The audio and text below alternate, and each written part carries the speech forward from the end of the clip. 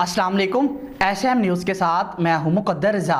S M news studio में खुशामदीद। खबरों का सिलसिला बढ़ाते हुए हम शामिल करते हैं कराची से।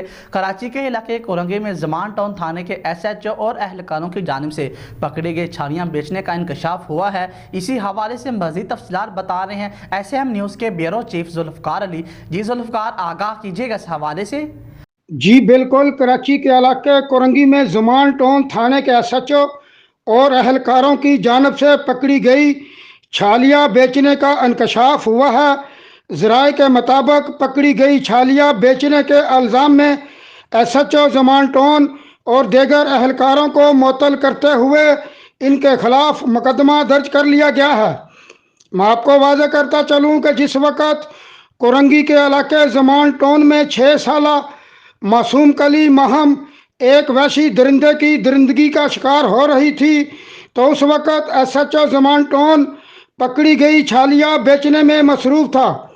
अगर बर वक़्त पुलिस की जानब से कोई कार्रवाई कर ली जाती तो हो सकता था कि 6 साला बच्ची महम की जान बच जाती।